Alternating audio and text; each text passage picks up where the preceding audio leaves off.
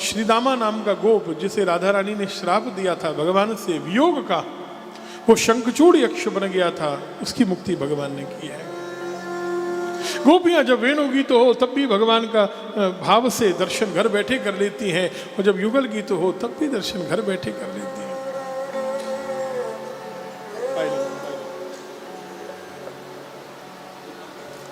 और जैसा स्वरूप होता है उनको घर बैठे दिखाई दे जाता है।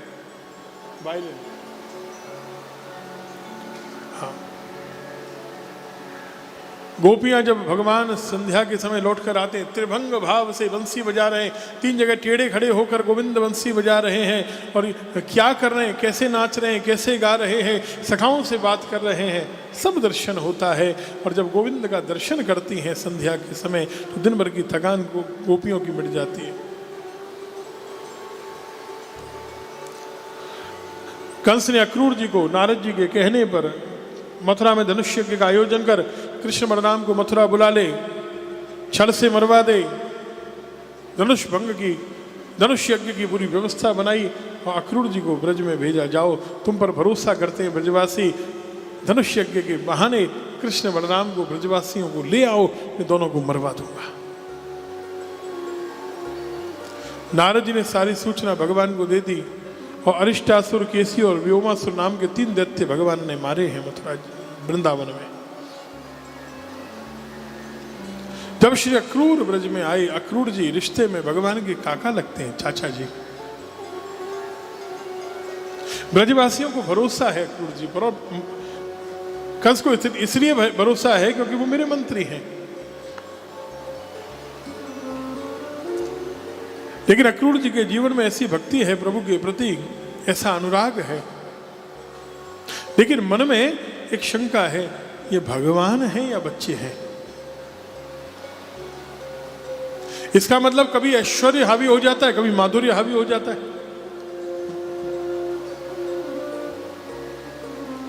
कभी जब याद आता है जब वृंदावन के लिए चले कि वो तो भगवान है, आहा उनके चरण चिन्ह देखूंगा, आर्य प्रभु से मेरा मिलन होगा, मन में उत्कंठा बढ़ जाती है, मैं भगवान को लेकर आऊंगा, प्रभु के हाथों से दुष्ट कंस का मैं उद्धार देखूंगा।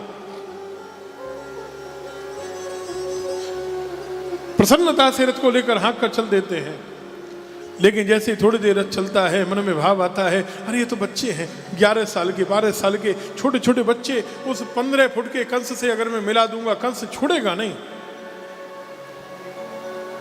देखो ये कथा आपने। अक्रूर जी के साथ भगवान मथुरा जी गए। अक्रूर जी के कहने पर नंद बाबा ने ब्रज में मुनादी करवा दी, कल कृष्ण बलराम और हम सब ब्रजवासी पुरुष जो है मथुरा जाएंगे, और मथुरा में 2 दिन में धनुष यज्ञ देख कर लौट आएंगे। गोपियों को 2 दिन का विरह सहन नहीं हुआ, गोपियां रोती जा रही हैं, अहो विधातस्तव न क्वचित दया संयोज्य मैत्र्या प्रणयेन देहिनः ताश्या कृतार्थान् वियुनं क्षपार्थकं विक्रीडितं तेर्भगचेष्टितं यथा। एक बड़ी सुंदर बात कहें, गोपियां कहती हैं, सुखम प्रभाता रजनीयमाशिषा सत्या बभूवो पुरुयोषितां ध्रुवम्। कल सुबह का सूर्योदय होगा तो हमारे लिए हमेशा के लिए सूर्यास्त होगा, कल का सूर्योदय तो हमेशा हमेशा के लिए मथुरा की स्त्रियों के लिए सूर्योदय होगा। गोविंद रूपी सूर्य अब मथुरा में उगेगा, कृष्ण लौटकर नहीं आएंगे। ये कथा तो इतनी सुंदर ढंग से गर्ग संहिता में कही गई है। गर्ग संहिता में कहा कि भगवान सहन नहीं कर पा रहे ब्रजवासियों का विरह, गोपियों का विरह, ठाकुर जी खुद रो रहे हैं महल में बैठकर, कल मुझे मथुरा जाना है सुबह। गोपियां मेरे महल के बाहर खड़े हुए अस्त व्यस्त वस्त्रों में, केश अस्त व्यस्त हैं, रो रही हैं, मैंने गोपियों को कैसे छोड़ूं, गोपियों के बिना कैसे रहूं, वृंदावन के बिना मैं कैसे रहूं, ब्रज के बिना मैं कैसे रहूंगा। और गर्ग संहिता में कहा कि कृष्ण अनंत रूप बनाए, हर गोपी के घर गए, हर गोपी के घर घर जाकर कृष्ण ने रात भर उन्हें समझाया, देखो गोपियों में आऊंगा, मैं आऊंगा। राधा रानी ने कहा, श्याम सुंदर मुझे तो श्री दामा का श्राप लगा था, मैं जानती हूं 100 वर्ष से अधिक अब हमारा वियोग होगा। कृष्ण ने कहा, किशोरी जी अब हम कुरुक्षेत्र में मिलेंगे, उसके बाद गोलोक धाम में हमारा मिलन होगा। श्री राधा रानी ने कहा, बड़ी ध्यान से सुनना ये कथा, आज गोपाष्टमी है, उसकी महिमा आपको बताते हैं। गायों की इससे बड़ी कोई महिमा नहीं हो सकती जो हम ये चरित्र बता रहे हैं आपको। ये गर्ग संहिता की कथा है। राधा रानी ने कहा कि गोविंद भले ही श्राप लगा हो, लेकिन तुम मिलने आते रहना। गोविंद ने कहा, किशोरी जी मैं हर महीने आऊंगा, हर पूर्णिमा को आऊंगा, मैं रात रचाएंगे हम। अप्रत्यक्ष भाव से तो मैं वृंदावन में रहूंगा, लेकिन लोगों के सामने मैं हर पूर्णिमा को आऊंगा आपसे मिलने। श्री राधा इतनी उच्च स्वर में रोई है कि ठाकुर जी से विरह सहन नहीं हुआ। उन्होंने श्री किशोरी जी का आलिंगन किया, हृदय से लगाया और कहा, मैंने कहा श्री राधे में आऊंगा। राधा रानी ने कहा, गोविंद जो तुम्हें सबसे अधिक प्रिय हो उसकी सौगंध खाकर कहो कि तुम आओगे। कृष्ण ने कहा, मैं सौगंध खाता हूं। राधा रानी ने कहा, जो सबसे प्रिय हो उसकी सौगंध खाओ। कृष्ण की आंखों से आंसू बहने लगे। कृष्ण ने कहा, अगर मुझसे सबसे प्रिय की बात कर रही हो किशोरी जी, तो न मैं तुम्हारी सौगंध खाता हूं, तुम मुझे प्रिय हो, लेकिन तुमसे भी प्रिय, मैया बाबा से भी प्रिय, मेरे गोप गोपियों से भी प्रिय, मेरे वृंदावन से भी प्रिय, ब्रज से भी प्रिय, सबसे प्रिय यदि मुझे कुछ है तो उस गौ माता की मैं सौगंध खाकर कहता हूं मैं आऊंगा, जिसकी सेवा करने के लिए मैं गोपाल बनकर आया, अवतार लेकर आया। उस गौ माता की मुझे सौगंध है, मैं हर महीने तुमसे मिलने आऊंगा। आज गोपाष्टमी है, जरा महिमा समझो। आगे गाय, पाछे गाय, इत गाय, उत गाय, गोविंद को गायन में रहवो ही भावे।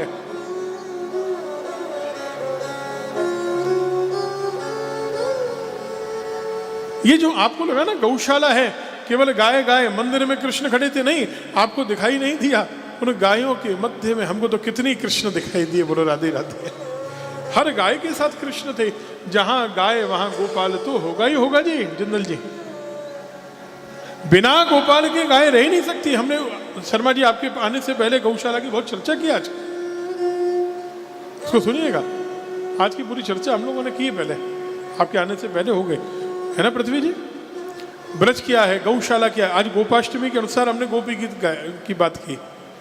गोपी गीत है तो उसके हिसाब से, आज के हिसाब से ही बात की। आज तो महिमा तो गाय की ही चलेगी। कितनी प्यारी है कृष्ण को गाय, जरा देखिए ना। उन्होंने कहा मुझे गौ माता की सौगंध है, लेकिन एक बात समझना, वृंदावन बिहारी कृष्ण के हाथ में बंसी है, लेकिन मथुराधीश के हाथ में बंसी नहीं है। ये बंसी कहाँ गई? हाँ, ये बंसी कहाँ गई? राजेंद्र जी, ये बंसी भगवान किशोरी जी को दे गए, राधा रानी को दे गई।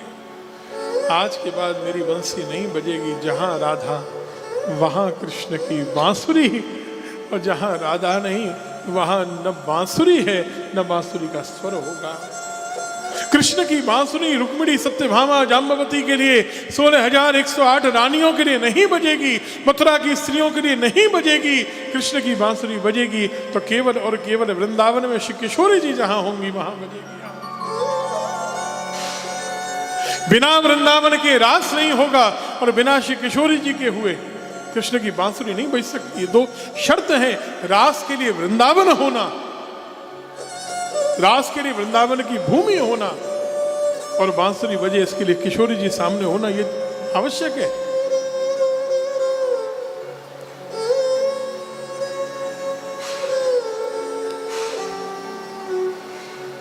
ब्रज को छोड़ चले बनवारी, गोपियां सारी मनोहार कर हारी पर ना माने गिरधारी, ब्रज को छोड़ चले बनवारी। यमुना जल में नहीं तरंगे, ताल सिनी चल लागे, पात पात गए सूख कदम के, कल कुल कल रब त्यागे, पनघट सूने निधे वन सूना, देखो कृष्ण मुरारी, ब्रज को छोड़ चले बनवारी, ब्रज को छोड़ चले बनवारी। कृष्ण चले गए मथुरा। लेकिन ये आधी कथा है कि कृष्ण मथुरा चले गए। ध्यान सुनना, यशोदा जी मूर्छित हो गई, गोपियां रोती रह गई, गैया बछड़े बिलखते रह गए, ये सब आधी कथा है। आपको ब्रजवासियों की असली कथा बतावें तो वो ये है कि अक्रूर जी को भगवान ने रास्ते में जब उन्हें संदेह हो गया भगवान है या बच्चा है, तो दो रूपों में दर्शन कराया। एक यमुना जल के अंदर डुबकी लगाने पर, और एक रथ में डुबकी लगाते हैं रथ में देखते हैं, डुबकी लगाते हैं रथ में देखते हैं, यहाँ जल के अंदर है या वहाँ है, कहाँ है। कृष्ण ने कहा कहाँ खोज रहे हो, मैं दोनों जगह हूँ। यहाँ जो अंदर जल के अंदर ढूंढ रहे हो वो भी मैं ही हूँ, और जो रथ में बैठा हूँ वो मैं ही हूँ। मेरे दोनों रूप दर्शन करने का ये सौभाग्य है काका अक्रूर जी, केवल आपको मिला और किसी को नहीं मिला। लोगों को शंका हो रही होगी जब हमने कृष्ण जन्म में कहा कि दो दो कृष्ण प्रकट हुए, बहुत से लोगों ने माना नहीं होगा। अब ब्रजवासियों की बात यहाँ तो मान लो कम से कम, विराट नगर की बात हम आपकी मान लेंगे, वृंदावन की बात आप हमारी मान लो। विराटनगर के बारे में आप ज्यादा जानते हो हमसे,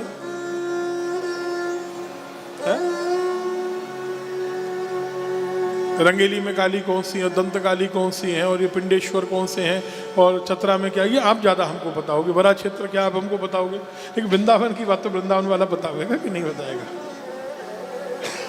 ठीक है ना बात तो, क्यों जी पृथ्वी जी। पर ऐसे ही करते करते कल तक निकल जाएगा समय। हाँ, बस कल कथा का विश्राम, और रसीली कथाएं तो आज ही हैं। बस इनमें जो रस आ रहा है ना, आप बड़े अच्छे श्रोता हैं नेपाल के वक्त, इतना आनंद आ रहा है हमको, आपको सुनाने में अच्छा लग रहा है, आप लोग ध्यान से सुन रहे हैं। आप नृत्य होता है तो नृत्य में भी आनंद लेते हैं, भजन होता है तो उसमें भी आनंद लेते हो, कथा में भी पूरी तरह आप ध्यान देकर सुन रहे हैं। हमने कल भी कहा था, ये ध्यान सुनो, आपके अंदर तत्व है, आप सुनना चाहते हैं, सुन नहीं पाए हैं। और अच्छी बात है आपके यहाँ प्रदर्शन नहीं है, आपके अंदर इच्छा है कथा सुनने की। वास्तव में मनोरंजन की बात नहीं है कथा। हमने कहा ना, भगवान का तत्व हृदय में आए, स्थापित करे, वो है कथा, और आप चाहते हैं ऐसा। भगवान यहां से दोनों रूप अलग अलग हो गए, रथ पर बैठे हुए ऐश्वर्य मूर्ति ये है देवकी वसुदेव की नंदन अलग हो गए, मथुरा चले गए, और जो जल में थे वो नंद यशोदा के बेटे माधुर्य मूर्ति वृंदावन लौट कर आ गए। वृंदावन को छोड़कर कभी गए ही नहीं हमारे कृष्ण, तो जो मथुरा गए वो वसुदेव देवकी के लाला गए हैं, ऐश्वर्य वाले। बोलो मथुराधीश भगवान की जय।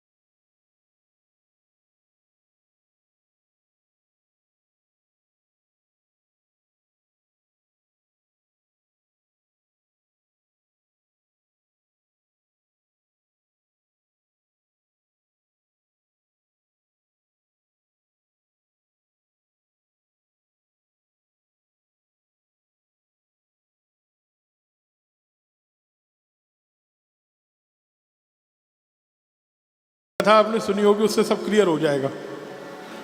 सुना होगा प्रसंग में तुलसीदास जी और सूरदास जी बैठे हुए बातचीत कर रहे थे, तुलसीदास जी अपने राम जी की महिमा गा रहे थे और सूरदास जी अपने लाला को गोद में लेके और अपना तानपुरा लेके और अपनी लाला कन्हैया के गीत सुनाए रहे। एक देर में हल्ला मचाओ, भागो भागो पागल हाथी आया, पागल हाथी आया। सूरदास जी ने अपना तानपुरा उठाया, सूरदास जी ने अपने लड्डू गोपाल उठाए, भागे वहां से। और तुलसीदास जी अड़के बैठे रहे, श्री राम जय राम जय जय राम, श्री राम जय राम जय जय राम। हाथी आया, तुलसीदास जी के सामने आकर शांत हो गया। सबने जय जयकार कर दी गोस्वामी जी की। अब आगे सूरदास जी अपना तानपुरा लेके, तुलसीदास जी हाथी गया, हाँ गया। अब चर्चा करते हैं। तुलसीदास जी ने कहा बैठो सुनो, तुम केवल दिखावा करते हो, तुमको भगवान पर भरोसा नहीं है। किसने कहा? मैंने देखा। क्या देखा? अरे पागल हाथी आया, मुझे देखो मैं डट के बैठा रहा, मुझे अपने राम जी पर भरोसा था, तुम्हें भरोसा नहीं था, इसलिए तुम लड्डू गोपाल को भी लेके भाग गए और तानपुरा भी लेके भाग गए। अगर तुमको भरोसा होता अपने ठाकुर जी पर तो वो रक्षा करेंगे, ये विश्वास होना चाहिए था। सूरदास जी मुस्कुराए। सूरदास जी ने कहा तुलसीदास जी आप मुझे समझ नहीं पाए। बात भगवान की सेवा और भक्ति की नहीं है, बात भाव की है। किस भाव से हम भगवान की सेवा कर रहे हैं और किस भाव से उनको मान रहे हैं, इसकी बात है। आपके राम जी जो है ना, आप उनको धनुष बाण लिए हुए वीर रूप में पूजते हैं, और जब वीर के सामने धनुष बाण हाथ में होगा, वीर के सामने पागल हाथी आएगा तो शांत होगा ही होगा, घबरा जाएगा। लेकिन मेरो लाला तो अभी छोटो सो है, अभी तो पालने में झूठ रहे हो है, अभी तो बाकी खुद के हाथ में लड्डू लग रहे हो है, माखन मिश्री लग रही है। मेरो लाला मेरी रक्षा ना करेगो, अभी तो मैं बाल रूप में सेवा कर रहा हूं, तो मोए अपने लाला की खुद ही रक्षा करनी पड़ेगी। मैं भगवान नहीं मानता, वो मेरे लिए लाला है, वो मेरा बालक है, और बालक की मुझे रक्षा करनी होगी, बालक मेरी रक्षा नहीं करेगा। अगर मैं द्वारिकाधीश की या चक्रधारी की पूजा करूं तो मैं भागता नहीं। बात समझ में आ रही है? आप कभी कभी सोचते होंगे कि भगवान हमारी रक्षा, अरे करेंगे ना, लेकिन तुम पहले लड्डू गोपाल के प्रति ये भाव तो रखो कि उसको भूख लगी होगी, उसकी दूध पीने की इच्छा हो रही है, अब उसकी रबड़ी खाने की इच्छा हो रही है। अपने पति के लिए तो क्या भाव से बनाओगी, अरे हमारे पति को घर में लौट के आए हैं, कई दिन बाद लौट के आए हैं, उनको केसर की खीर बड़ी अच्छी लगती है तो बढ़िया बढ़िया खीर बनाओ। कभी ये मन में भाव आता है कि हमारे गोपाल जी को भी इच्छा हो रही होगी, आज गोपाष्टमी है, चलो खीर का भोग लगा दें। अरे बोलो तो, गाय की सेवा तो कर आए, लेकिन दिन क्या है, आज कन्हैया ने गाय चरानी शुरू की तो आज तो कन्हैया थक के आएगा शाम को। ये भाव है कि नहीं अपने अंदर? क्यों जी पवन जी? गोपाष्टमी का मतलब केवल गाय की सेवा नहीं है। गैया तो प्रतिदिन चरने जाती थी, आज से पहले भी और आज के बाद भी जाएंगी। थकावट तो हमारे लाला को भैया, आज तो लाला को दिन है भाई।